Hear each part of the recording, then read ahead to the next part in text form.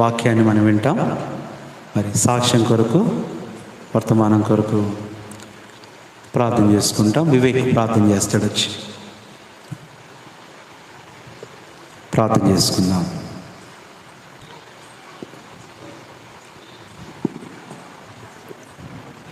మమ్మల్ని మిక్కులుగా ప్రేమించే మా ప్రియ పరలోకపు తండ్రి, ఇంతవరకే ఉదయకాలం మీ ఆరాధన అంతట్లో మీరే తోడుగుండి మహిమ పొందిన విధానం బట్టి వందల సూత్రాలు. ఈ మధ్యాహ్న కాల సమయంలో నీ పాదాలు చెందుకు వస్తాం.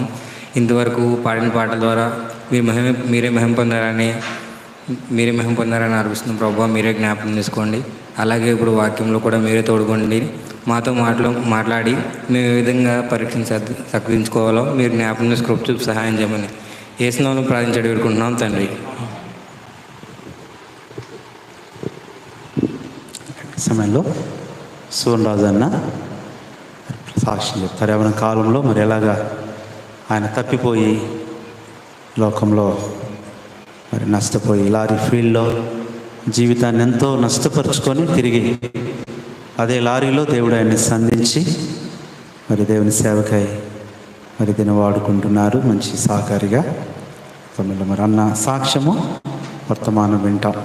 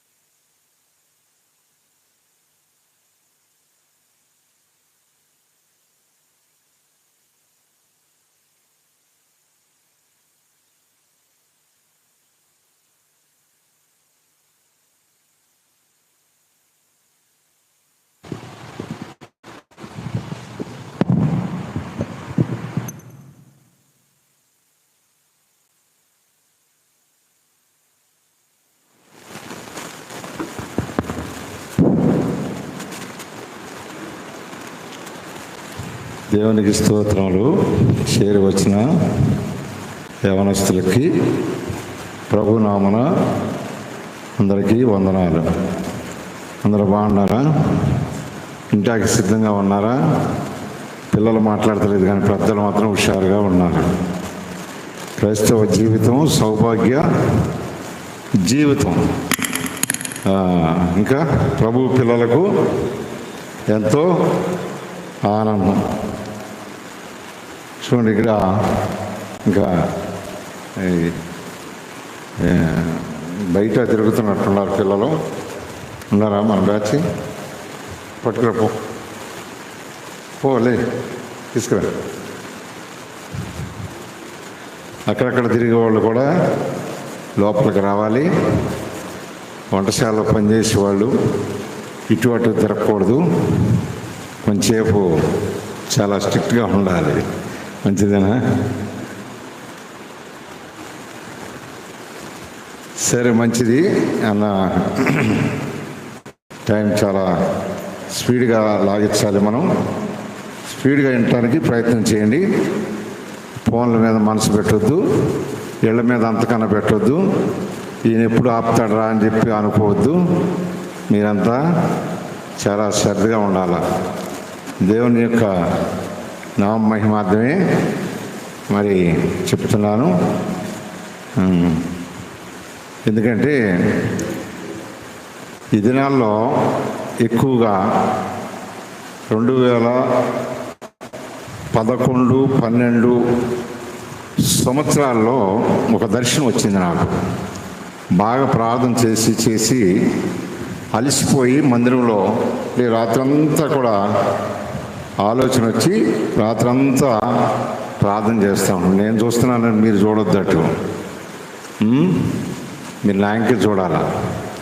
దేవుని కన్ను దేశాల మీద ఉంటే నా కన్ను మీ మీద ఉంటుంది. చూడండి, ఆ దర్శనంలో చాలా భయం వేసింది. ఏంటి ఆ దర్శనం అంటే, ఆకాశం నుండి భయంకరమైన ఒక రాగబొందు. అంటే మీకు తెలీదు, తెలుసా? నీకు తెలుసు లెక్క, నువ్వు ఎందుకంటే 2 తరాల కింద పుట్టిన దాన్ని కాబట్టి నీకు బాగా తెలుసు. రాగబొందు అంటే అది ఒక్కొక్క రెక్కెట్లో చాపిందంటే మన మందిరం వెళ్ళాలని వస్తుంది, సకానికైనా వస్తుంది కనీసం.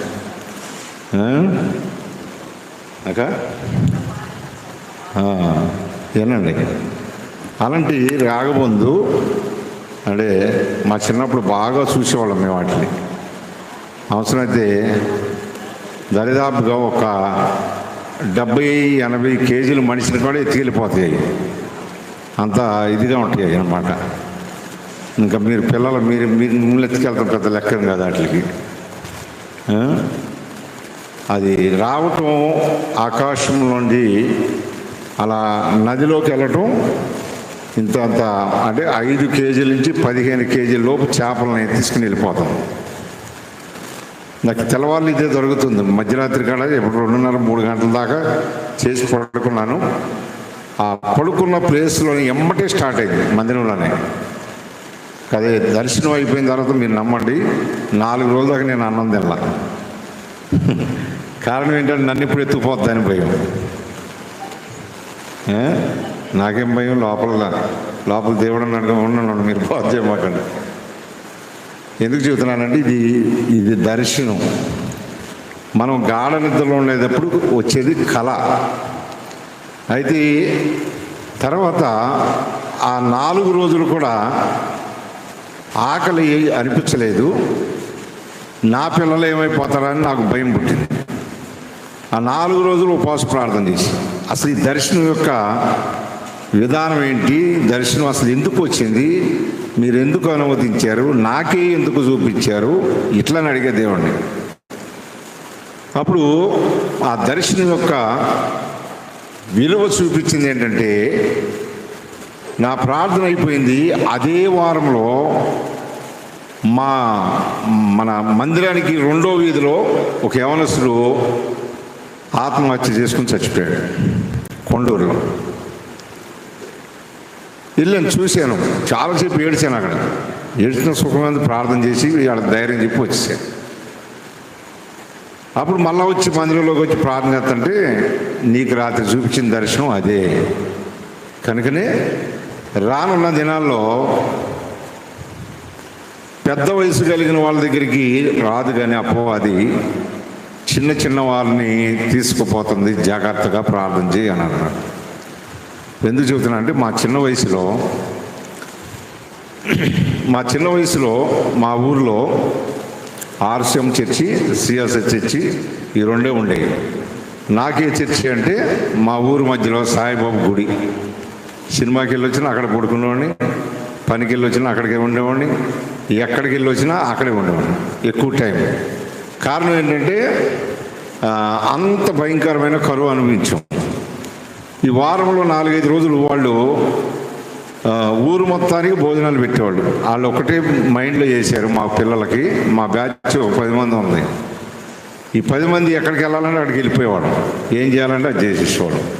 దొంగతనం చేయాలంటే చేసేటమే, సినిమాకి వెళ్ళిపోవాలంటే వెళ్ళిపోవటం.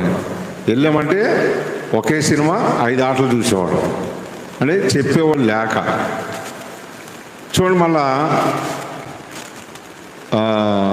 అక్కడి నుంచి వచ్చిన తర్వాత మళ్ళీ ఇంటికి వెళ్ళేవాడు కాదు, కానీ వెళ్ళి మా అమ్మకు కనపడేసి మళ్ళీ వచ్చి సిఎస్ఐ చర్చి ఆపుకోవాలి, ఇట్లా గోడ కిటికీలోంచి అటు ఎక్కి ఒకళ్ళు దిగేసి పడుకుని వచ్చేవాళ్ళం అనమాట. ప్రార్థన కాదు వెళ్ళేది. ఎందుకంటే చూసిన వాళ్ళకి ఎలా కనపడాలి ఉంటే ఆ గుళ్ళో, లేకపోతే ఈ గుళ్ళో. నా నుంచి ఏమి తప్పు పట్టుకోకూడదు. అయ్యా ఇప్పుడు అదేమి మాకు ఎందుకు అంటున్నావు, నాయకు చూడు నీకోసమే పెట్టింది కూడా, ఇటు తిరుగు వేస్తున్నాడు 6 మంది. నేను పాడలేదు కదా, అయితే వెళ్ళిపోతుంటుంది మైండ్. చూడలేదు అనుకున్నాడు మా వినయ్. ఇటు చూడు నాన్న మీకోసమే అన్న ప్రయాసపడి నన్ను నిలబెట్టాడు. చూడండి, అలాంటి దినాల్లో సరిగ్గా ఆ మాస్టరు స్కూల్ నడిపించేవాడు. తర్వాత ఆదివారం చర్చి, ఇంకా ఏమైనా మీటింగ్లు ఇతర ఉంటే ఎవరిని పిలిచేవాడు, వాక్యం చెప్పించేవాడు. కానీ అసలు ఒక్క మాట కూడా మైండ్లోకి వెళ్ళేది కాదు. మాకే కాదు, మా ఊరోళ్ళు ఎవరికి కూడా. దేవుడి బయట వెళ్తాం, మనం వస్తాం, మన పని మనదే. సరైన ఆత్మీయత అనేది తెలియదు. ఇందులో మా నాన్న, ఆయనకి చదువు లేదు. ఆయన అలవాట్లన్నీ నేను చూస్తూ ఉండేవాడిని. ఎందుకు చూసేవాడిని అంటే, పెద్దవాళ్ళు చేసినప్పుడు మనం చేస్తే తప్పేముంది అని నా అంతటా నాకు మైండ్లోకి వచ్చేది. అలాగే ఇంతకుముందు చెప్పాను, మళ్ళీ చెబుతున్నాను.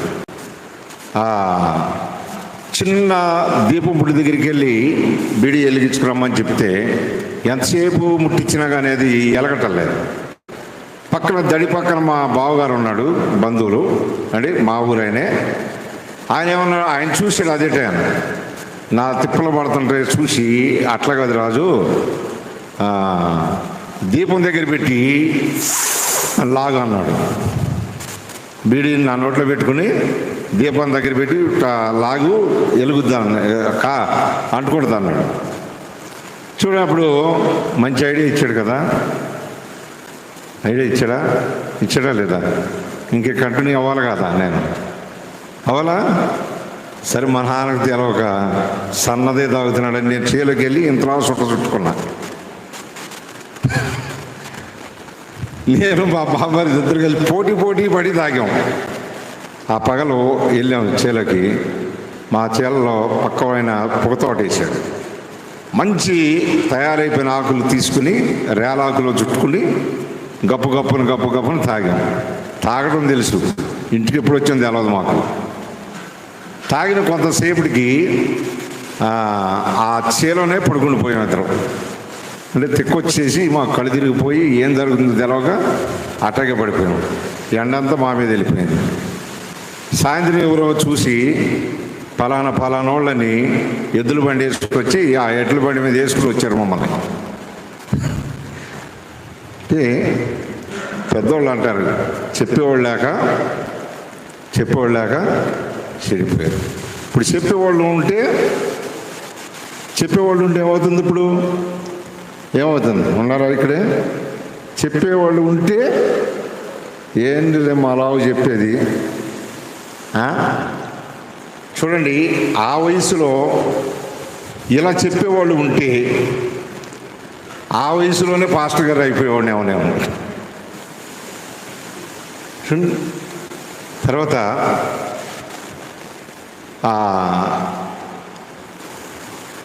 మా నాన్న ఆయనకి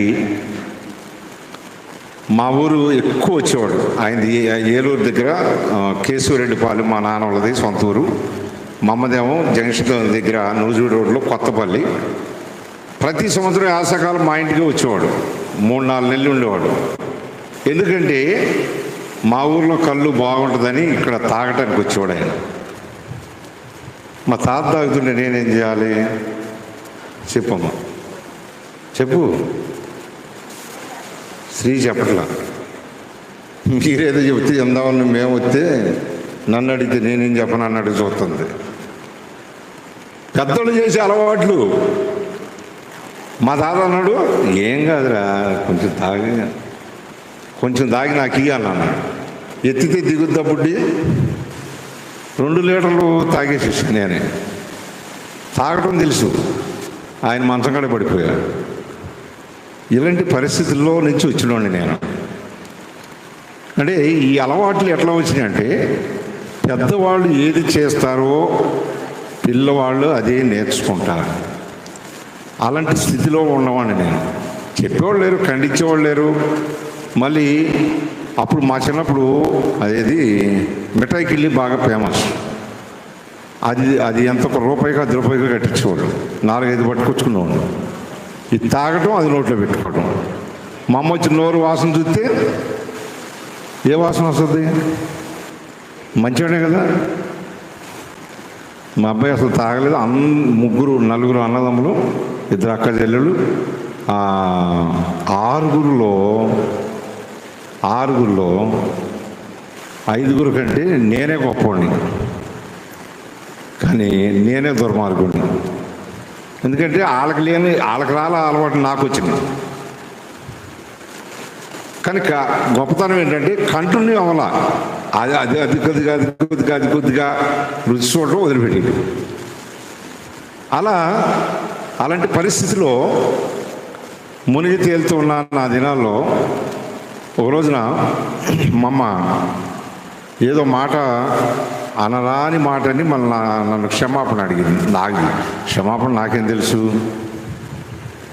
దరిదాపుగా మీరు నమ్మండి 6 నెలలు మాట్లాడాలి ఆమెతోటి.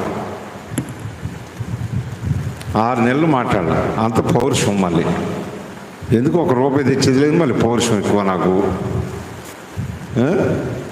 చూడండి, అట్లనే ఆమె పడుకున్నప్పుడు వచ్చి తినటం, ఆమె లెక్క ముందు వెళ్ళిపోవటం, ఇలాంటి కండిషన్లో ఉన్న టైంలో రాను వయసు పెరిగి పెద్ద అవుతున్నప్పుడు ఇంకా శత్రువు చెప్పిన సాతాను బోధిస్తూ ఉంటాడు. ఇలా చేయి అలా చేయని చక్కగా వినపడతా ఉంటుంది. నా మతికి వచ్చేది, మైండ్కి వచ్చేది చాలా మంచి అనుకుని ఇంకా ఇష్టానుసారమైన జీవితం జీవిస్తూ వచ్చాను. ఇంకా తర్వాత చూస్తే మా ఊర్లో ఇంకొక పాస్టర్ గారు వస్తూ ఉండేవాడు. ఆయనకి 2 కళ్ళు ఉండవు. వారానికి ఒకసారి వచ్చేవాడు. ఆయన పేరు మత్తయ్య. 2 కళ్ళు కనపడవు, కానీ రోడ్డు ఉంటే తిన్నగా వచ్చేవాడు మా ఊరు. ఆ ఊరికి ఈ ఊరికి మధ్యన పొలిమేరలో ఉండేవాళ్ళం మేము. ఎందుకు ఆయన తీసుకురావాలి, పిల్లలంతా వెళ్ళిపోయి ఇంటింటికి తిప్పేవాళ్ళం. నైట్ 10 దాకా తిరిగేవాడు ఆయన. ఎందుకంటే వెళ్ళే ముందు మనిషికి ఒక పావలా లేకపోతే ₹10 ఇచ్చి వెళ్ళిపోయేవాడు. ఆయన అడుక్కున్న డబ్బుల్లో వాటి కోసం వెళ్ళేవాడు. అవి ఎందుకంటే morning show, matinee, first show, second show, అర్ధరాత్రి ఆట ఇవి చూడటానికి. ఇంట్లో వాళ్ళు ఎవరు కదా. అట్లా కొంత సినిమాలకు అలవాటు పడిపోయి ఇక ఏది చేయాలన్నా సినిమాలు కాడ ఆ సినిమా హాళ్ళు చూసుకుంటూ వాటిని నేర్చేసుకోవడం మొదలుపెట్టాం అన్నమాట. కనుక ఇప్పుడు అవన్నీ తలుచుకుంటే దేవుడు ఎట్లా ఈ స్థితిలోకి తీసుకొచ్చాడా అని ఒక్కొక్కసారి నాకు నేనే ఏడుస్తూ ఉంటాను. ఆ రోజునే పుట్టిన నెల రోజులప్పుడు జబ్బు వచ్చినప్పుడు చచ్చిపోయినా ఏ గోళ లేకుండా పోయేది అనుకుంటా. చిన్నప్పుడు వచ్చిన జబ్బు అలాంటి భయంకరమైన జబ్బు అన్నమాట. అయితే దేవుని యొక్క మహాకృప ఏంటంటే దేవుడు రానున్న దినాల్లో వాడుకోవాలి. కాబట్టి ఆ జబ్బును బట్టి డబ్బు లేని పరిస్థితిలో ఎద్దుల బండి మీద వేసుకుని మా ఊరి నుంచి నూజివీడు తీసుకెళ్ళి వెంకటరత్నం గారి హాస్పిటల్లో జాయిన్ చేస్తే అక్కడ దేవునికి నన్ను అప్పచెప్పిందంట. కనుక తల్లిలారా, మీ పిల్లల్ని దేవుని చేతిలో పెట్టడం నేర్చుకోవాలి. ప్రతిరోజు వచ్చి రాని ప్రార్థనతో దేవుడికి అప్పచెప్పిందంట నన్ను మా అమ్మ. ఇక పెరిగి పెద్ద అవుతున్నప్పుడు ఈ చేసే పనులను బట్టి ఈ యొక్క వ్యక్తినైనా నాకు అర్థమవుతుంది విషయం ఏంటంటే తప్పు ఏది చేస్తున్నామో మంచి ఏది చేస్తున్నామో నాకు అర్థమవుతుంది. కానీ ఎంతసేపు ఆ రూట్లోనే, అంటే తప్పు అనే రూట్లోనే తప్పుని మంచిగా సమర్థించుకుని నాకు నేనే చెప్పుకుంటూ వెళ్ళిపోయిన రోజులు చాలా ఉన్నాయి. అలాగే లేనిపోయిన ఆలోచనలతోటి నింపబడి రకరకాలుగా లోకంలో బతుకుతూ వచ్చాను. బాబు లే చూడు, నా ఇంక చూడు, ఇందుకేం చెప్పావు నాకు. నువ్వు ఇవాళ సాయం చేస్తే కన్ను రెప్పకుండా నా ఇంక చూస్తాను. బ్యాగ్లో పెట్టి పక్కన పెట్టి నా ఇంక చూడు, ఏం శబ్దం చేయదు. ఇలా ఖండిస్తుంటే పిల్లలు ఎందుకుంటారు నా దగ్గర కదా. ఎందుకంటే నాకున్న ఆశ ఒకటి, నేను ఎక్కడికి వెళ్ళినా పిల్లలకి ఎక్కువ చెప్తూ ఉంటాను నా పరిస్థితి. ఇట్లా చేయబాకండి, అట్లా చేయబాకండి అని చెప్తాను. తర్వాత మరి ఇక నేను చేసే పనులకి మా నాన్నకి మా అమ్మకు చాలా నిందలు, ఇబ్బందులు, అవమానాలు. ఊర్లో మీ పిల్లోడు ఎవడైతే మంచోడు అన్నో ఆడే చిప్పమైన, వాడే షడ్డోడు, వాడిని ఎందుకు బతికించో అప్పుడే చచ్చిపోయినా బాగుండేదని అని అన్నారు. చూడండి, నాకు తెలిసింది ఆ మాటలు. తెలిసిన తర్వాత నేను ఒకటే నిర్ణయించుకున్నాను, కొంతకాలం పాటు ఊళ్ళో మా అమ్మ వాళ్ళకి కానీ మా నాన్న వాళ్ళకి కానీ ఎవ్వరు కనపడకూడదు. ఎక్కడికి వెళ్ళాలి? వచ్చే ఆలోచన అలాంటిది. అయితే ఒకరోజు నా బాగా ఆలోచన చేస్తూ ఒంటరిగా కూర్చుని ఆలోచన చేశా, దేవుడు అనేవాడు ఉన్నాడా? ఉంటే నన్ను ఎందుకు ఇన్ని అలవాట్లు చేసుకుంటుంటే నన్ను ఆపలేకపోయాడు అనుకునేవాడిని. అనుకోవటం వరకే, ప్రార్థన రాదు, ఏమి రాదు, బైబిల్ గురించి తెలియదు, ఏమీ లేదు. అప్పుడు ఆ ఫస్ట్ గుడి నేను చెప్పాను కదా, ఆ గుడి దగ్గరికి వెళ్ళి ఆయన గారికి చెప్పాను, ఇట్లా ఉంటాడు కదా, పేరు చెప్పనులే, ఆయన దగ్గరికి వెళ్ళి ఆయన నేనేం చెప్పాలో అవన్నీ చెప్పేశాను. ఆ పేపర్ ఆయన ఏం చేశాడంటే, మరి నా తర్వాత సీట్లో నువ్వే రా అన్నాడు. అంటే నేను నా బాధలు నేను చెప్పుకోండి ఆ టైంలో. ఆయన ఏమంటున్నాడు, నీకంటే ఈ ఊళ్ళో నువ్వే మంచి భక్తులు లాగున్నావు అనేవాడు. ఇంకా నాకు ఎక్కువగా ఎన్ని చేసి వచ్చినా కానీ ఈయనకేం తెలుస్తలేదని అనుకునేవాడిని. తర్వాత మా ఊరు ఆ మత్తయ్య గారు వచ్చినప్పుడు ఒక పాట పాడుతుంటే నా గుళ్ళలో నీళ్ళు దుఃఖము కళ్ళండి లాగలేదు. ఆ పాట ఏంటంటే, మన పాడం బాగా పాత పాట, ఎరిగి ఎరిగి నేను చెడిపోతిని యేసుని గాయములు రేపుతిని అనే పాట నా మైండ్లో పడింది. ఆయన నాకు ₹10 ఇచ్చాడు, కానీ ఆ రోజు మళ్ళీ ఆయన చేతిలో పెట్టి ఆ యేసు ఎవరో చెప్పమని అడిగా. ఆయనకి పాపం తెలియదు, పాట తెచ్చుకున్నాడు కానీ ఆయనకి తెలియదు, వాస్తవంగా తెలియదు. పాటలు 2-3 బాగా మైండ్లో పెట్టుకున్నాడు. ఆ పాడుకుని పాపం ఆయన ఏదో అడుక్కుంటున్నాడు, వెళ్ళిపోతున్నాడు. ఇంకా అలా అలా అలా అలా కొంతకాలం గడిచింది. తర్వాత ఏం చేశానంటే, మళ్ళీ ఇవన్నీ వద్దు కానీ ఇంకా నా జీవితం ఇట్లానే వెళ్ళిపోవాలని చెప్పి నిర్ణయించుకున్నాను. ఎందుకంటే అమ్మ బాబు చెప్పేది లేదు. ఇప్పుడు వాళ్ళు ఒకవేళ చెప్పడానికి వాళ్ళకే తెలియదు సరిగా బైబిల్ గురించి, ఇంకా మాకేం చెప్తారు? అలాంటి జీవితంలో బ్రతికి జీవించి ఆయన వెళ్ళిపోయిన తర్వాత ఇంకొక కుటుంబం సేవకులు 1 సంవత్సరం తర్వాత వచ్చారు. సేవకురాలు ఇక్కడ తుమ్మలపల్లి దగ్గర నుంచి, తుమ్మలపల్లి పక్కన ఏదో ఊరుంది. వాళ్ళు ప్రతి వారం 2-3 రోజులు వచ్చి వీధి కూటాలు పెట్టేవారు. అక్కడ కొంత ఇంట్లో వచ్చాను. విన్నా కానీ నాలో ఉన్న లోకం ఏం చేస్తుందంటే, దేవుని దగ్గర ఎక్కువగా ఎన్నివ్వకుండా కూర్చొనివ్వకుండా ఎంతసేపు కూడా పాపలోకానికే తీసుకుపోయింది. అలా లోకంలో బతకడం జరిపోయింది. అయితే దేవాది దేవుడు ఒక రోజున నాలోకి రావటం ప్రవేశించాడు. ఎందుకంటే నేను నా మ్యారేజ్ అయిన తర్వాత నాకంటూ కుటుంబం వచ్చింది కదా, ఇలా పోషించుకోవాలి అనే ఆలోచనతో మా మామగారు వాళ్ళ తమ్ముడు కొడుకు ఎట్లా బావగారు అవుతాడు ఆయన నాకు. ఆయన వస్తే ఆయన అడిగాను, మరి నా పరిస్థితి ఇట్లా ఉంది, ఏంటి బావగారు అంటే, అదెంత పనిరా, నువ్వు ఎట్లా ట్రాక్టర్ తోలుతున్నావు కదా, లారీ ఈజీ, నేను నేర్పిస్తాను రా అన్నాడు. అంటమే కానీ ఆయన ఒక్క రోజు కాదు కదా, 1 గంట కూడా నాకు నేర్పలేదు. ఆయన నేను చూసి నేర్చుకున్నది ఎక్కువ, అసలు ఎవరు చెప్పలేదు సరిగా. ఆ టైంలో దేవుని పత్రిక నా దగ్గరికి వచ్చిందనమాట. పత్రికలో ఉన్నది ఏంటంటే వేదాల గురించే ఉంది. పత్రికల్లో కూడా యేసయ్య గురించే రాసి ఉంటుంది. సర్వపాప పరిహో రక్త ప్రోక్షణ మహా తదరక్తం పరమాత్మ పుణ్యదాన బలియాగం. ఆ శ్లోకాలు తాండియా మహాబ్రాహ్మణ రాసిన 35, 36 మంత్రాల్లో ఉంటాయి అన్నమాట. తర్వాత పక్కన చూస్తే ఓం పంచగాయన మహా అని రాసి ఉంది. ఈ చాలా కాలం అది దాచిపెట్టుకున్నాను. తర్వాత బైబిల్ గురించి విన్నప్పుడు ఆది యందు వాక్యం ఉండెను, వాక్యమే దేవుడై ఉండెను అని ఉంది. ఆ వాక్యమే శరీరధారి అయి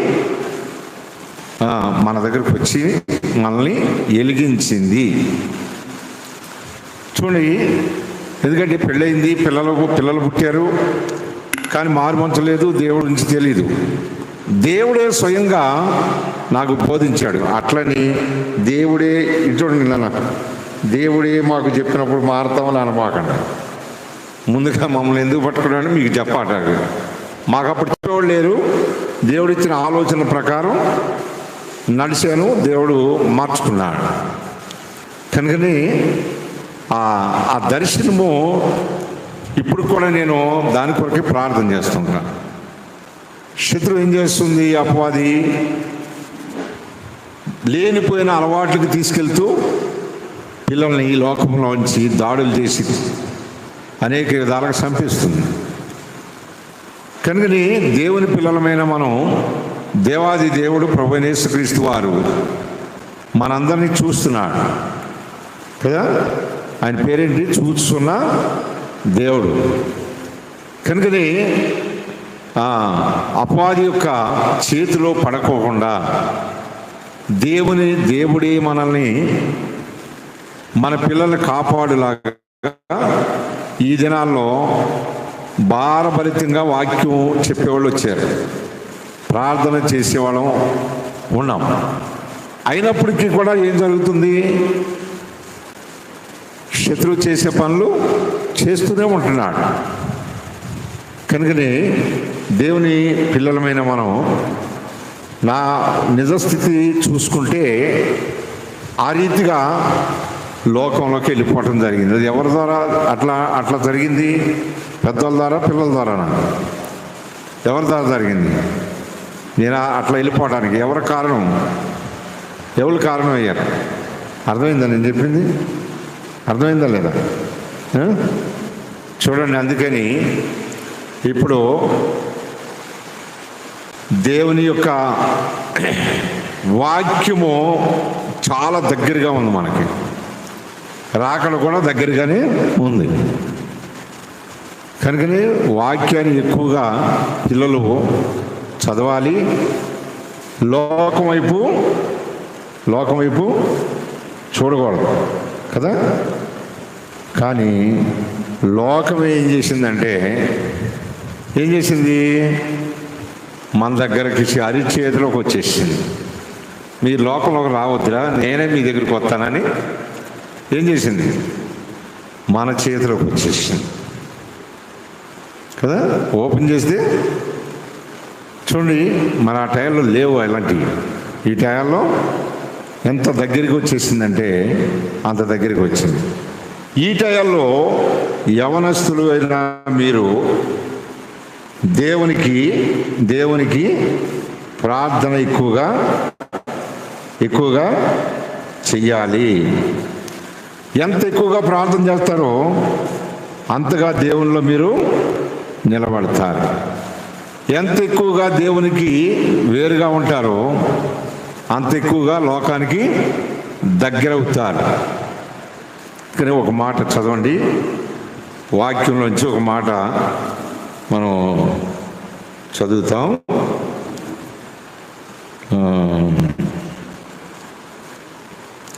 ప్రసంగి గ్రంథం 11వ అధ్యాయము 9వ వచనం చదవండి.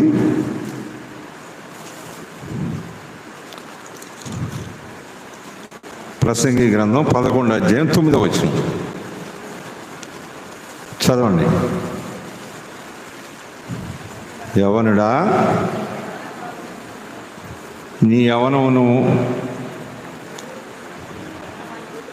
యవ్వనమందు సంతోషపడుము, నీ యవ్వన కాలమందు నీ హృదయమును సంతృష్టిగా ఉండనిమ్ము, నీ కోరిక చొప్పున, నీ దృష్టి యొక్క ఇష్టము చొప్పున ప్రవర్తింపుము. అయితే అన్న కాంచి చూడండి. అయితే అయిపోయావే, చదువు నువ్వే దగ్గరగా చదువు. అయితే వీటన్నిటిని బట్టి దేవునికి నువ్వు, వీటన్నిటిని బట్టి ఏమవుతున్నావు? ఎవరికి చెబుతున్నాడు?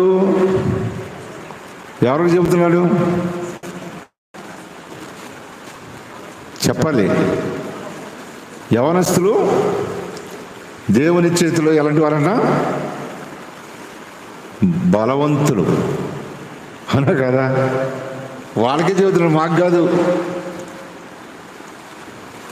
యవనస్తులైన వారు ఆ లిస్ట్ మొత్తం చెబుతున్నాడు. నీ ఇష్టం చొప్పున కదా. ఎవరికైనా ఏదైనా చెప్తే ఏమంటారు? నా ఇష్టం బాబు, అలా పాలమాక నా ఇష్టం. పళ్ళ మార్కెట్ అది ప్రభాస్ కాలేజ్ దగ్గర. మీలాంటి వాళ్ళు ఉప్పంటే పడిపోతారు, నీకు మీలని ఉన్నారు. ముగ్గురు ఎక్కారు స్కూటీ. ఇది చూడండి, ఇలా తిప్పుతున్నాడు పాము ఎలుకలు. వాడి మధ్యలో అంటున్నాడు, హరి ఏం చేసినా ఇప్పుడేరా, కాళ్ళు ఎరగొట్టుకున్నప్పుడే, హాస్పిటల్లో పడినప్పుడే, సమాధిలో పెట్టినా. ముగ్గురు తగ్గవాళ్ళు కాదు. ముగ్గురు కోసిన 10 కేజీలు మాసం రాదు వీళ్ళ దగ్గర. నేను తక్కువడినా, నా పవర్లు ఉపయోగించాలిగా. నేను ఇప్పుడు వేసుకొచ్చిన బండి అది ఎప్పటి నుంచో నా దగ్గరే ఉంటుంది, గిఫ్ట్ అది. బరబర అలా అమ్మటే వెళ్తానే ఉన్నాను నేను కూడా. అప్పటికి 2-3 గుద్దేశారు వీళ్ళు. అట్లా వెళ్తున్నారు, వాళ్ళు గుద్దుతున్నారు, వాళ్ళు పడిపోతున్నారు, వీళ్ళు వెళ్ళిపోతున్నారు. సరే, ఎట్లయితే వీళ్ళు దొరకరని నేను అనిపించి మనసులో ప్రార్థన చేసే, ప్రభా వాళ్ళు దొరికేటట్టు సాయం చేయ ప్రభా అని ప్రార్థన చేసుకుంటా వెళ్తున్నాను. ఆటో ఒకటి వచ్చింది, 2-3 పడేసామని భయం వచ్చింది అనుకోండి వీళ్ళకి. ఆటో సాటికి వెళ్ళి చేశారు. నేను వెళ్ళి వాళ్ళ బండికి ఆటం పెట్టాను. బాబు 2-3 దిగిరండి అన్న, తోలినోళ్ళు ఇవ్వలే అన్న. ఇక్కడికి చెమటలు పట్టి వస్తలేదు. లైసెన్స్ కాగితాలు ఇటు తీసుకురాను. నా బండికి ఆనుకున్నట్టయినా ఇట్లా ఉండి బ్రేక్ ఇన్స్పెక్టర్ లాగా, బ్రేక్ ఇన్స్పెక్టర్ మాదిరికి ఇట్లా నిలబడి బండి కూడా ఇటు రండి అన్న. సార్ వదిలేసేయండి, ఇంకెప్పుడు తప్పు చేయండి. నేను కదండి, ఆడే చెప్పింది ఇటు దోలమని. ఎలా అంటే నేను కదండి, ఈ మధ్యలో కూర్చున్నవాడే. ఎలా అంటే ఏమన్నా స్టీరింగ్ మాది, అది యాడ్లు మా దగ్గర ఉన్నాయా, స్టీరింగ్గా గుర్తొస్తుంది. యాడ్లు మా దగ్గర ఉన్నాయా, ఆడండి. సరే, ముగ్గురికి సరిపడా పనిష్మెంట్ ఏంటంటే బండి నేను తీసేసుకోవాలి. ఇప్పుడు ముగ్గురు ఏం చేయాలి? నడుచుకుంటే వెళ్ళాలి. పనిష్మెంట్ అది. బండి పక్కన పెట్టేసేసి నా ఫోన్ తీసుకుని మళ్ళీ పెద్ద ఫోనా, అదేం ఫోన్ అది, చిన్న ఫోన్తో ఆ నెంబర్ ఫోటో తీసుకుని పలానా చాటుకు రండి అన్నా. ఊరికి నేను ఎత్తుకుపోవాలనే కాదు, కానీ ఈయన కొంచెం ఇది చేయాలంట. చూడండి, ఎమ్మటి వాళ్ళు వారి ఎవరెవరి ఫోన్లో తీసుకుని వాళ్ళ ఇంటికి ఫోన్ చేశారు. వాళ్ళ ఇంట్లోంచి పెద్దవాళ్ళు వచ్చేసారు. చూడండి, వచ్చే వరకు నేను అక్కడే ఉన్నా. ఆ మాటలు నేను మీకు చెప్పను, వాళ్ళని గద్దించింది. కానీ మీరు జాగ్రత్తగా ఉండాలి.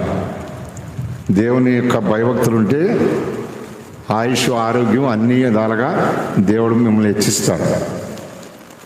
చూడండి, వాళ్ళు వచ్చి ఏమన్నారంటే, పెద్దలు వచ్చి మాకు తెలియకుండా ఎత్తుకొచ్చారండి, వీళ్ళు అసలు ఎవరో మాకే తెలియదు అని అన్నారు.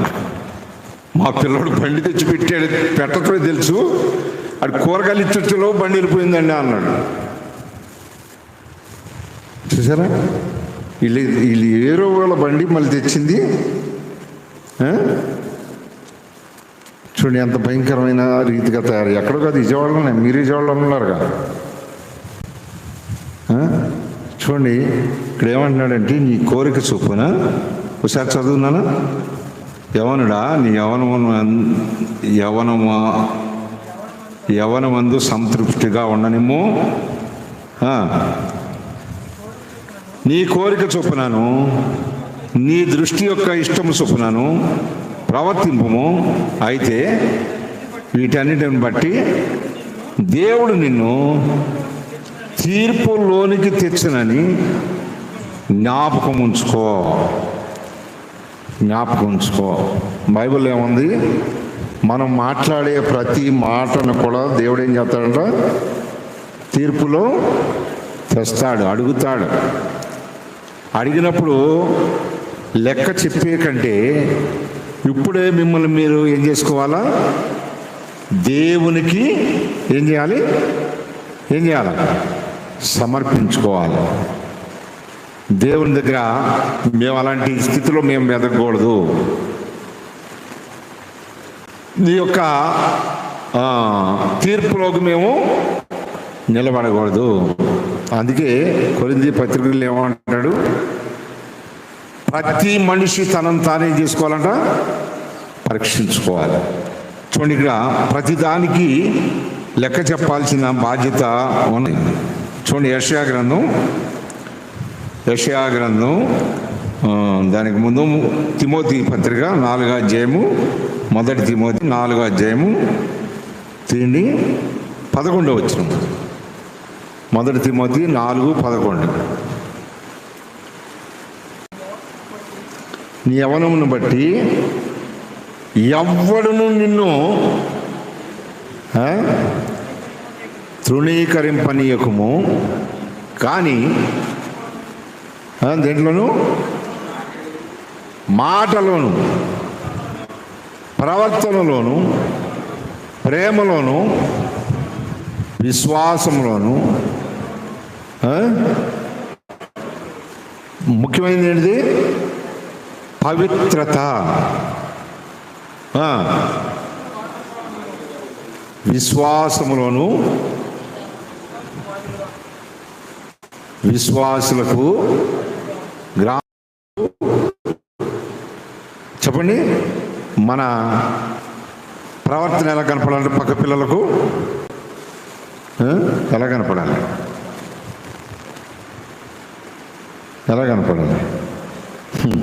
నువ్వే కళ్ళు కనపడకుండా పెంచుకుంటే నేను ఎట్లా పెంచుకోవాలా?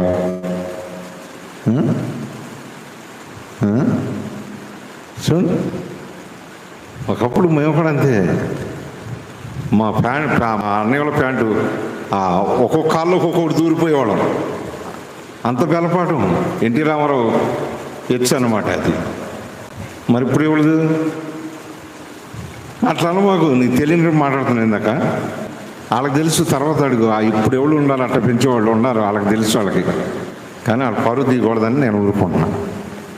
నీ ఇష్టం వచ్చినట్టు ఉండకు, నా ఇష్టం వచ్చినట్టు ఉండటానికి వీల్లేదు. చూడండి, ఎందుకంటే మనందరికీ కూడా ఆయన పైన ఉన్నాడు.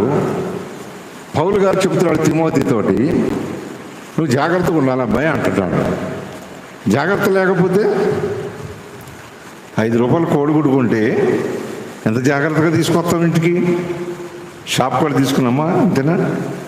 సో కోడిగుడ్లు తెలదా మీకు? ఎంత జాగ్రత్త తీసుకొస్తాం?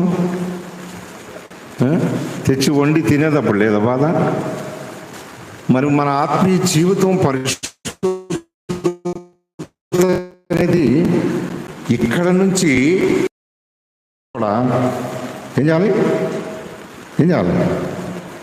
చెప్పు. మీ నాన్న చెప్పేవాడు, పిల్లలు అక్కడక్కడ ఉన్నారు అన్న ప్రతి ప్రార్థనలో అని చెప్పావు లేదా? మాట్లాడలేదు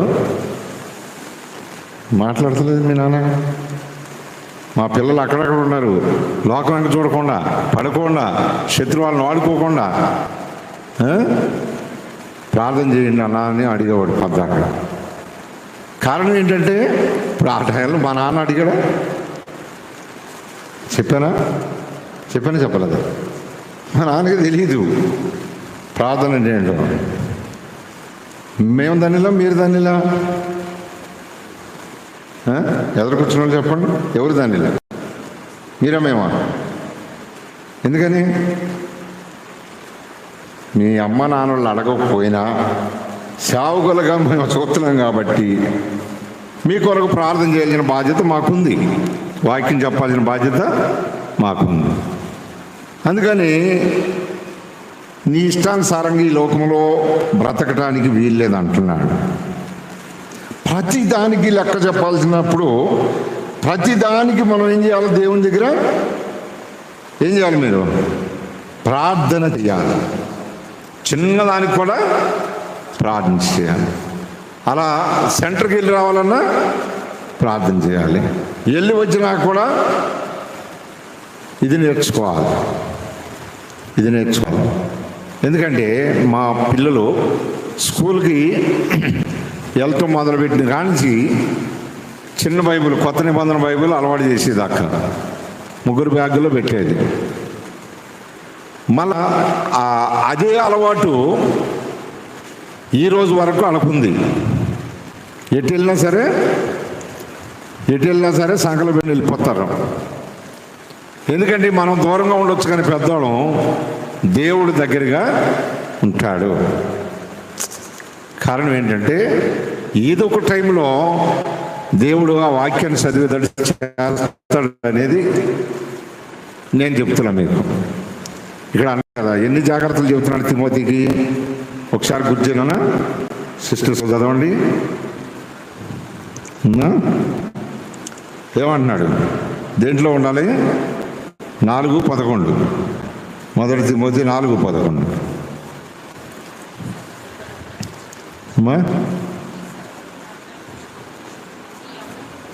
నీ యవ్వనమును బట్టి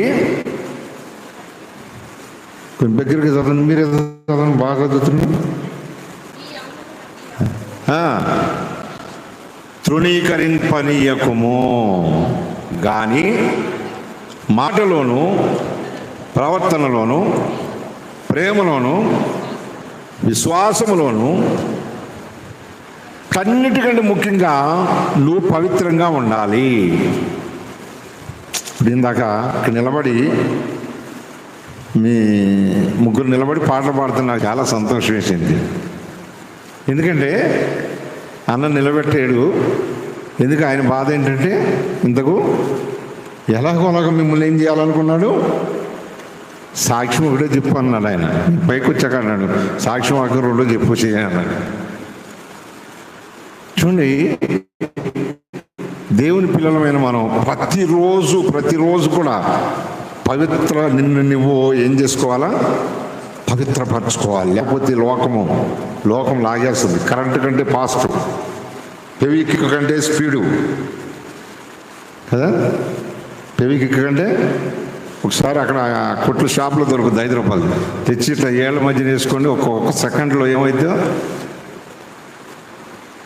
తెలియనప్పుడు నేను అట్టనే వేసుకున్నా. 3 రోజులు తిరిగి ఇట్లా పట్టుకుని రాట్లా. మా బావగారు బ్లేడ్ పెట్టి కోసిచ్చాడు.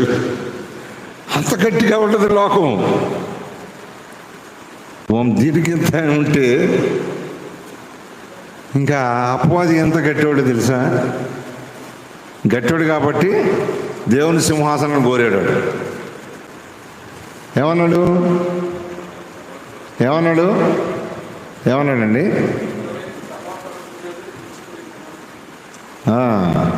ఏమన్నాడు? చదువురా యెషయా గ్రంథం. ఆయన ఊరికే టూకీగా చెబుతున్నాడు కానీ మన వాక్యం చూసుకుందాం. ఏమన్నాడు? యెషయా గ్రంథం 16వ అధ్యాయము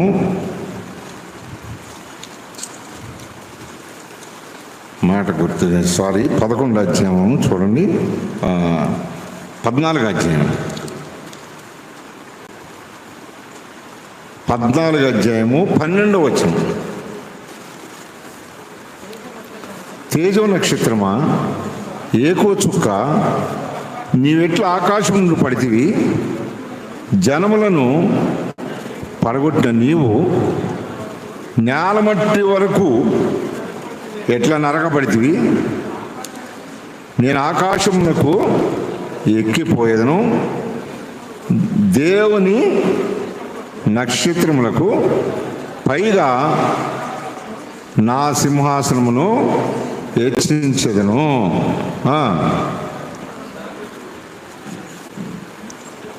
ఏం చెప్తా ఏమనుకున్నాడు? దేవుని కంటే పైగా ఉండాలనుకున్నాడంట. ఇప్పుడు అపవాది నిన్ను కూడా ఏం చేస్తాడంటే, ఇక్కడ రాశాడు, జనములను పడగొట్టాడంట వాడు. అపవాది ఎంత, లూసిఫర్ అనేవాడు ఎంత అందం కలిగినాడు కదనా, మంచి సింగరు. కనుక ఎక్కువ గొడవలు ఎక్కడ వస్తాయి అంటే సింగర్లకే వస్తాయి. నేను బాగా పాడా వాకింగ్ చెప్పేవాళ్ళకి అంతకు రావు, పాటలు పాడే వాళ్ళకి వస్తుంది. వీడు కూడా పాటలు పాడాడు బాగా. నేను పాడుతుంటేనే దేవుడు సంతోషిస్తున్నాడు. అసలు దేవుని సింహాసనం కంటే పైన కూర్చుంటే కింద పీటలు ఆగుతాడన్న సంగతి తెలవదు వీడికి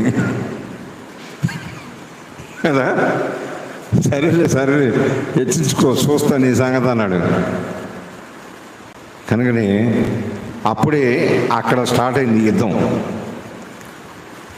కొంతమందిని ముఠాన్ని సిద్ధం చేసుకుంది. నేను మంచి సింగర్ను కదా, బాగా పాటలు పాడే కదా, అందుకని నేను పైన ఉండాలి అనుకుంటున్నాట. తయారు చేయబడిన దానికి ఇంత హెచ్చింపండి, తయారు చేసిన వాడికి ఎంత ఉండాలి? ఇప్పుడు మీ దగ్గరికి వస్తాను. పుట్టిన వారికి మీకు జుట్టు ఎగరేస్తే,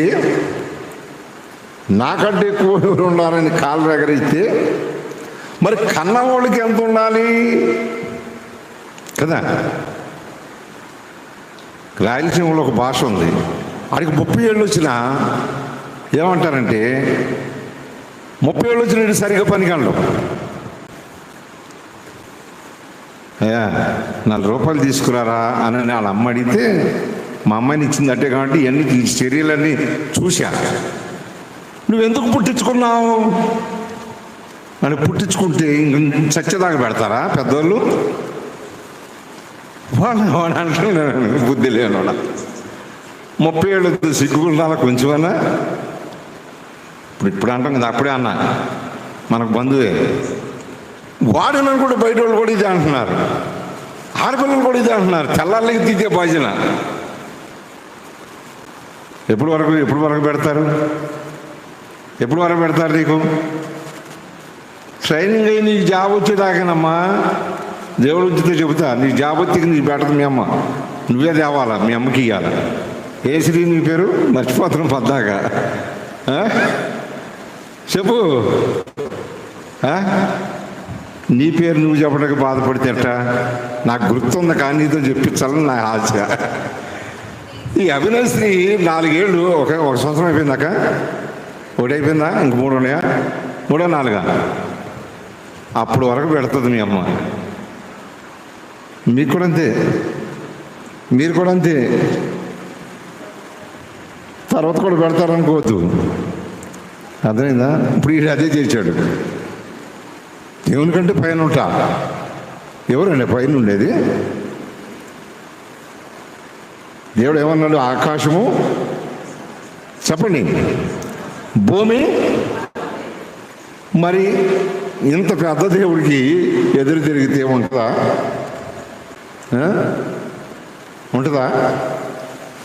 అందుకని దేవునితో ఉండవలసిన వాళ్ళు కొంతమంది దేవదూతలు ఉంటే, ఈ ఎదురు తిరిగిన అపవాదితో ఉండవలసిన వాళ్ళు కొందరు ఏమైపోయారంటే కిందకి తోయబడ్డారు.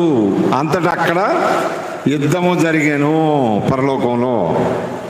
ప్రాణ గ్రంథంలో రాశాడు. ఉక్రెయిన్ రష్యా కాదు, భారతదేశము, ఏ దేశం, పాకిస్తాన్ కాదు, అసలు చోట జరిగింది యుద్ధం.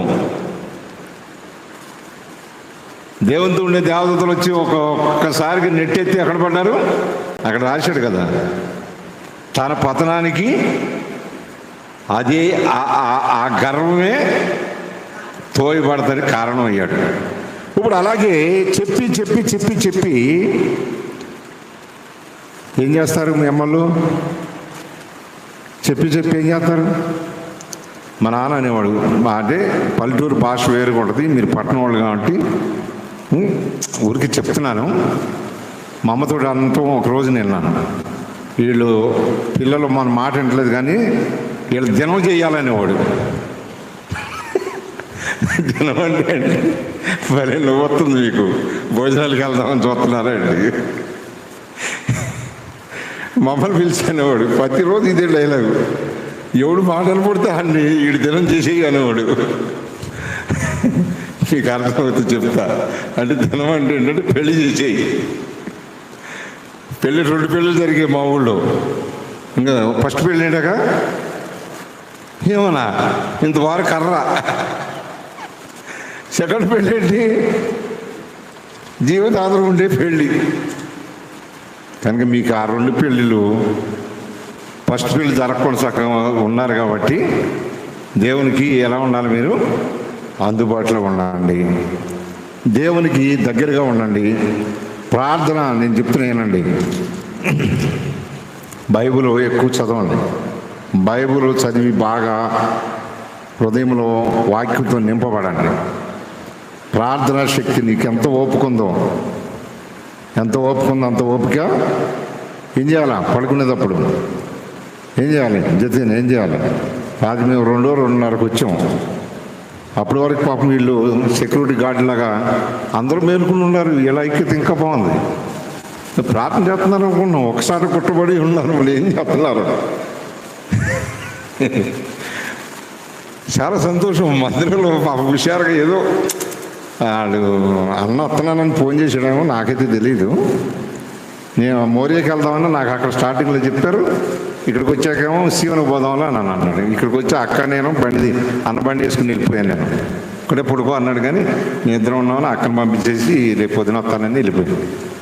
చూడు, ఇప్పుడు నా 24 సంవత్సరాల నేను దేవుళ్ళలోకి రావడానికి మరి ఈ రోజు వరకు కూడా కనపడిన వ్యక్తిని ఎలాగోలాగా ఏం చేయాలా?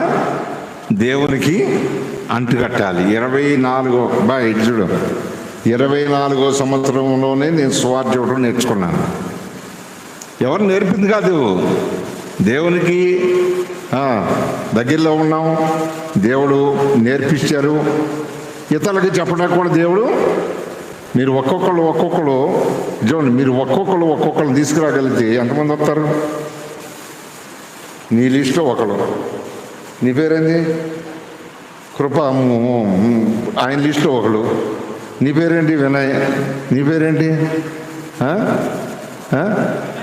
ప్రణయ్. వినయ్ తర్వాత ప్రణయ్. ఇంక మావాడు ఉన్నాడంటే ఇక ఆల్ ఇండియా స్పీకరు. ఓకే, మీరు ఒక్కొక్కరు తీసుకురాగలిగితే మీ ఫ్రెండ్స్ ఉంటారు చాలామంది, అలాగే మీకు కూడా ఉంటారు కదా. రోజుకి ఎంతోమంది పరిచయం అవుతుందేమో హాస్పిటల్లో.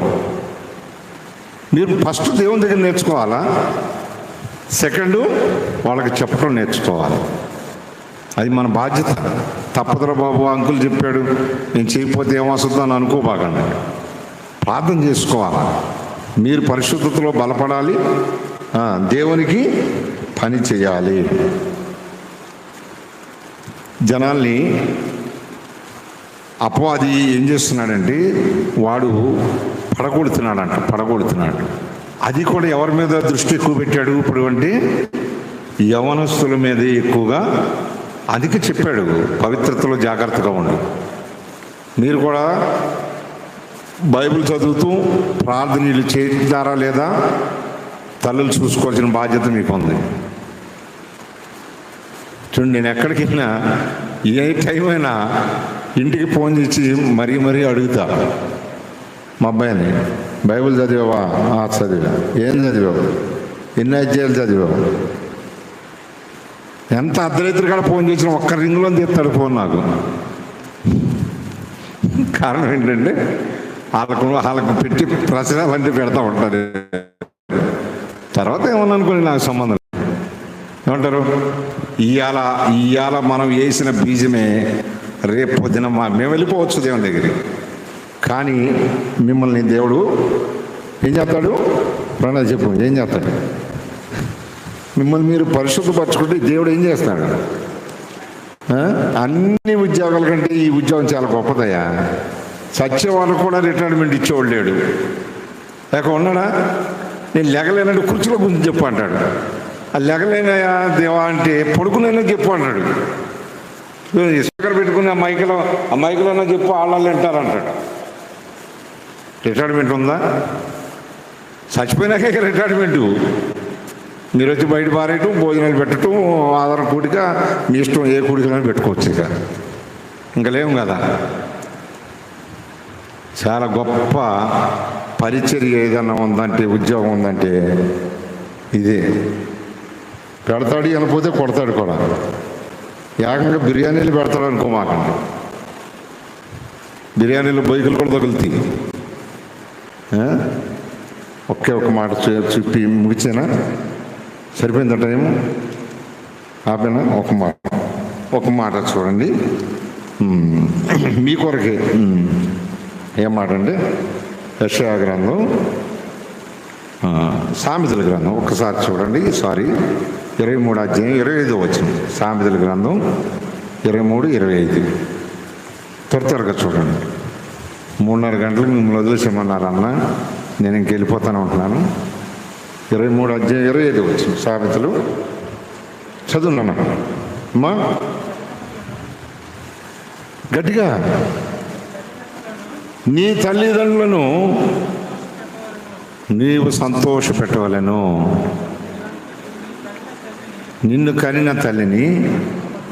ఎప్పుడు వాళ్ళకి ఆనందం వస్తుంది? యవనస్తుడా, ఎప్పుడు వస్తుంది ప్రణయ్? తల్లిదండ్రులు ఎప్పుడు సంతోషం వస్తుంది? బాగా చదువుకొని ఉద్యోగం తెచ్చి సగం జీతం ఇచ్చి సగం జీతం నువ్వు నొక్కేసి అప్పుడు సంతోషమా కదా? మొత్తం తెచ్చితే మా అమ్మ ఒక మాట ఉందని 6 నెలలు కనపడలేదు నేను. తిరగనూరు లేదా పాపు. 7వ నెలలో లారీకి 7 నెలలు 6 నెలలు లారీకి తిరిగి రూపం మారిపోయింది, బట్టలు మారిపోయినాయి, కలర్ మారిపోయా, అంతా మారిపోయి వచ్చా. 6 నెలలు జీతం, 6 నెలలు బేటలు, 6 నెలలు వచ్చిన అదే దాన్ని ఏమంటారు కలెక్షన్. ఎక్కిన వాళ్ళు దిగిన వాళ్ళు డ్రైవర్ నాకు చిరసగం చేశారు. మొత్తం తెచ్చి మా అమ్మ చేతిలో పోసా. అది ఎప్పుడాక ఊరికాక నువ్వు మరీ చెప్తావు. అర్ధరాత్రి కాడ వచ్చి ఎందుకంటే పగలొచ్చి అందరూ చూస్తారు. అర్ధరాత్రి కాడ వచ్చి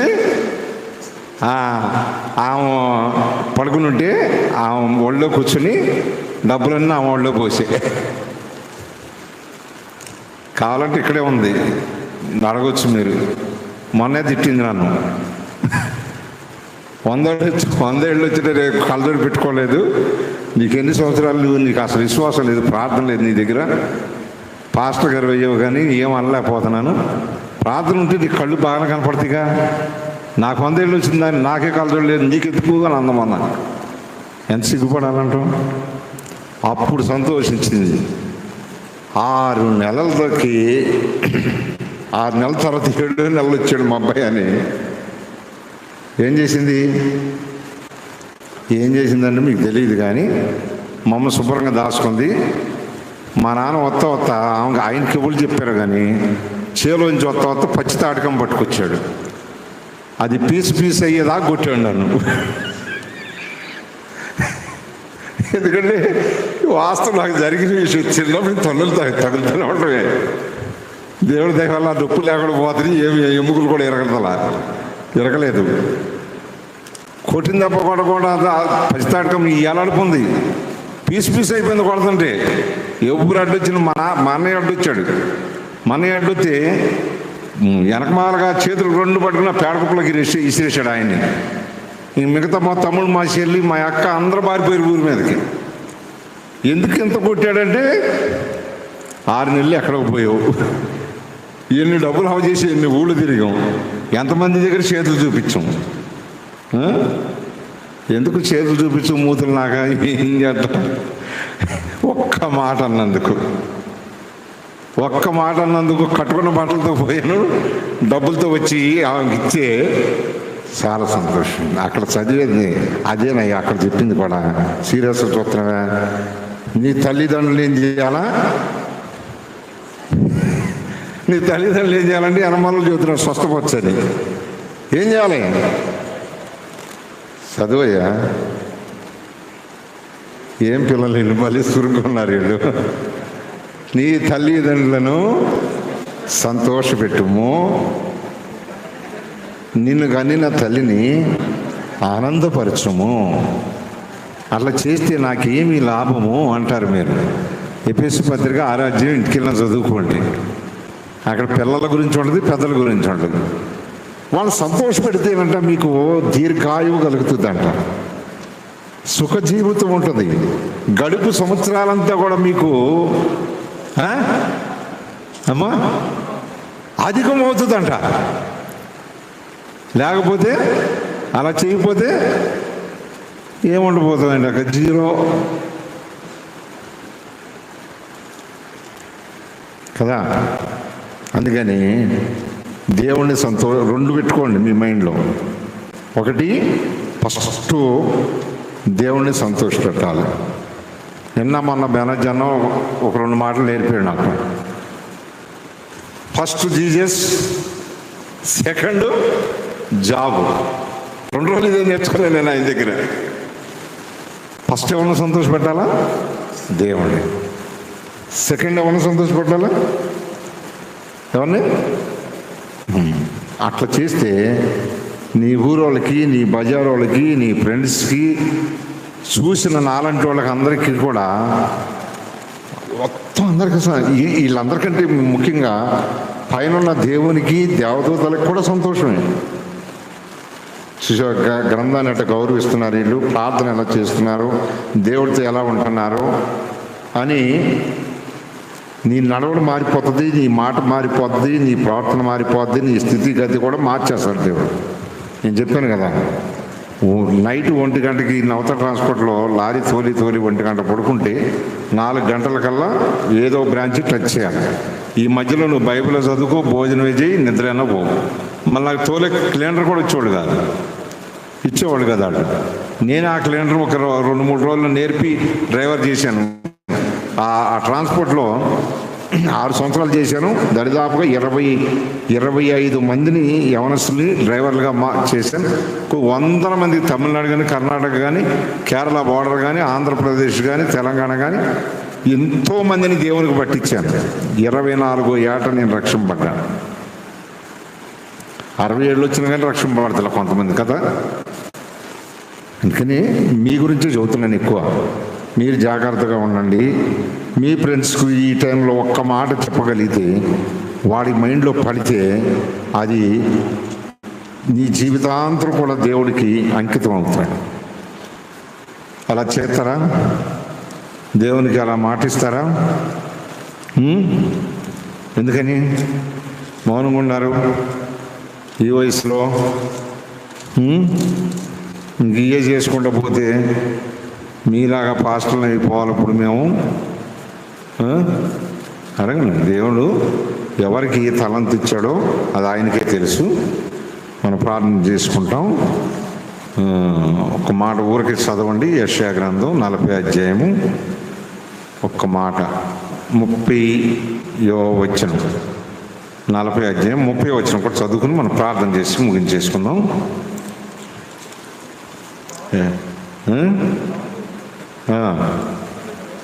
సమస్యలు ఎదురు గట్టిగా చదువమ్మా.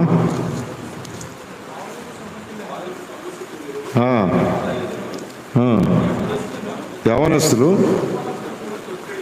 తప్పగా తొట్టిల్లెదరు, యెహోవా కొరకు ఎదురు చూసువారు.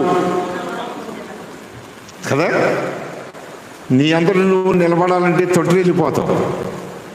అందుకే దావీదు ఏమన్నాడు 119వ కీర్తన, 119 కీర్తన 97 వచ్చిన అనుకుంటా. ఏమంటాడమ్మా అక్కడ కీర్తన గ్రంథంలో వాక్యంలోంచి అక్కడ ఏమంటాడంటే, నీ వాక్యము నన్ను అమ్మా నీ ధర్మశాస్త్రం నాకెంతో ప్రియముగా ఉన్నది. దినమెల్లా దాన్ని ఏం చేస్తున్నాడంట, ధ్యానిస్తున్నాడు. కీర్తనకారుడు మొదట అధ్యాయం అంటాడు, దేవుని యొక్క వాక్యాలంట దివారాత్రులు ధ్యానించాలంటాడు. జాషువా అంటాడు 1వ అధ్యాయం 9వ వచనంలో, ఆ వాక్యాన్ని చదివితే మనం అంట ఏమవుతామంట, మీరేమవుతారు? యెహోషువ గ్రంథం 1వ అధ్యాయం 9వ వచనం, యెహోషువ 1:9.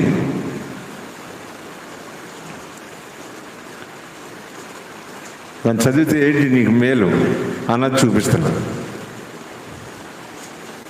చదువు, ఎవరు తీసారు వాళ్ళు ముందు చదవండి.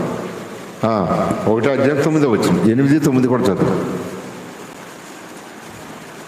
ధర్మశాస్త్రం గురించి ఉంటుంది అక్కడ కూడా. నేను నీకు ఆజ్ఞ ఇచ్చి ఉన్నాను, నిబ్బరము కలిగి ధైర్యముగా ఉండము, దిగులు పడకము, జడియకము, నీవు నడుసు మార్గం అన్నిటిలోనూ నీ దేవుడైన యెహోవా నీకు తోడయుండెను. నువ్వు ఎటు నడిచినా కానీ దేవుడు. ఎందుకని? కారణం ఏంటి? నువ్వు ధర్మశాస్త్రాన్ని ప్రేమిస్తున్నావు గనక, చదువుతున్నావు గనక, నీవు భూమి మీద జీవించే దినాలన్నీ కూడా నీకు ఆశీర్వాదమే. కొంతమంది చదవటానికి సిగ్గుపడుతూ ఉంటారు కదా, భయపడుతూ ఉంటారు. వాక్యం చదవటానికి చాలామంది ముందుకు రారు. అందుకని ఆ వాక్యము ఎప్పుడు కూడా, ఎప్పుడు ఖాళీ దొరికితేప్పుడు 2-3 ఉన్నారు. మీ 2-3 రౌండ్ ఆఫ్గా ఏం చేయాలా చెప్తున్నా. అంత ఫోన్లు రావు, ఫోన్లు వెళ్ళవు కదా. అప్పుడు ఏం చేయాలా? ఏం చేయాలి? సరే, పర్సనల్గా తర్వాత చెప్పండి నాకు. నేను చెప్పేది ఏంటంటే, 2-3 కలిసారంటే రండి కాసేపు ప్రార్థన చేసుకుందాం. మనం చెయ్యాలా? క్రైస్తవులు మనం చేయకపోతే శత్రువు సెలరేగుతున్నాడు. ఇప్పుడు మీకున్న ఓపిక మాకుంటుందా? 24వ సంవత్సరం రక్షింపడ్డాను, ఎంత ఓపిక ఉండదు అప్పుడు నాకు. ఎట్ట పరిగెట్టుంటో దేవుని కోసం. ఇవాళ కూడా అంతే, అర్ధరాత్రి ఎవరైనా ఫోన్ చేసి వెళ్ళిపోతాను నేను. ఎందుకంటే ఒకేసారి మనం పుడతాం, రెండోసారి చనిపోతాం. ఈ సావు పుట్టుకల మధ్యలో మనం ఉంటాం. ఈ 4 రోజులు దేవునికి ఏం చేయాలా? పని చేయాలి, అందుబాటులో ఉండాలి, దేవుని వాక్యాన్ని ప్రేమించాలి, దేవునికి మొరపెట్టే విషయంలో వెనక్కి తిరగకూడదు, వ్యక్తిగతంగా ప్రార్థన చేయాలి, వ్యక్తిగతంగా చదువుకోవాలి. అంటే మీరు చదవట్లేదని నేను అంటలా, చదివిన దాన్ని ఏం చేయాలా? అనుభవించుకోవాలి. దాని కొరకు బాగా ఏం చేయాలమ్మా? చదివిన దాన్ని ఏం చేయాలా? అని అటు చూసేయాలా ఏంటి?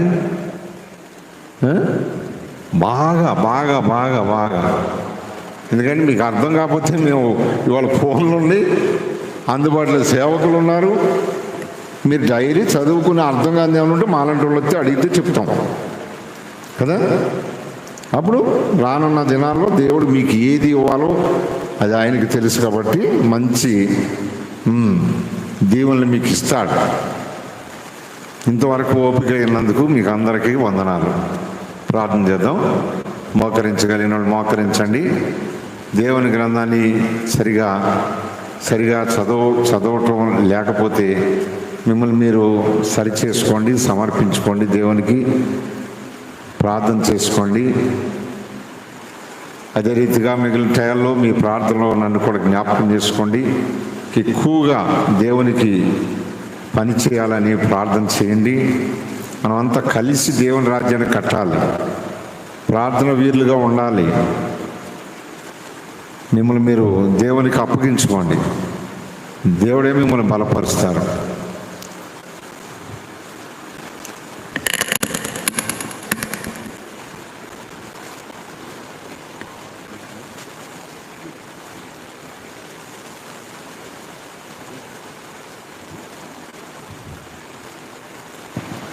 ప్రార్థన చేసుకుందాం.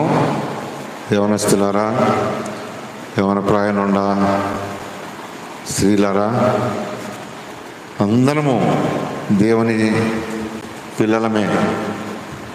ఎవరు కూడా గొప్పవారు లేరు ఇక్కడ. అందరూ సమానమే. నోరు విప్పి మరి ముఖ్యంగా యవన ప్రాయంలో ఉన్న పిల్లలు ప్రార్థన చేసుకోండి.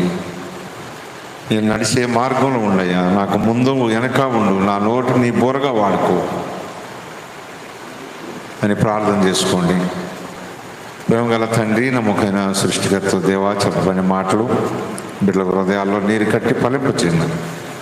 సహాయ సహకారాలు అందించమని, కృప చూపించమని. ఇంతవరకు ఓర్పుగా అయిన పిల్లలకి ఎంతో సహాయం చేస్తూ వచ్చావు. అందుని బట్టి కూడా మేము స్తుతిస్తున్నాం, ఘనపరుస్తున్నాం.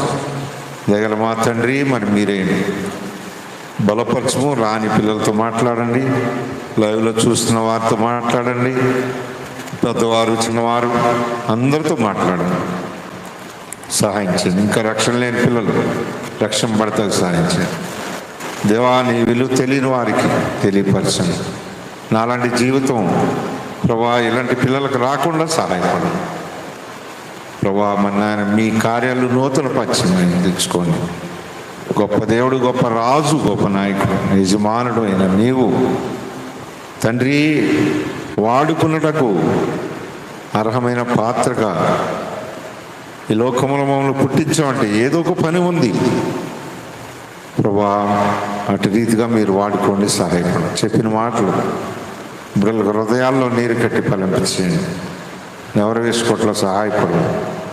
కృపా కనికరాలు కోరుకుంటూ మీ చిత్తాన్ని, మీ ఇష్టాన్ని సంపూర్ణంగా నెరవేర్చమని. ఎక్కువ టైం అన్న చెప్పిన టయాన్ని మించి తీసుకున్నాను, దయతో క్షమించమని. మీ కార్యాలు నూతన పరచమని యేసు పరిశుద్ధ నామమున అడిగి వేడుకున్నాము తండ్రి, ఆమేన్. మన తండ్రి అయిన దేవుని ప్రేమ, కుమారుడైన యేసుక్రీస్తు వారి కృప, పరిశుద్ధాత్మ సన్నిధి, సహవాసం, దేవుని దక్షిణాస్తం ఇప్పుడు ఎల్లప్పుడు మనకు సకల పరిశుద్ధులుగా ఆయన హస్తం తోడుగా ఉండి మనల్ని నడిపించును గాక. ఆమేన్.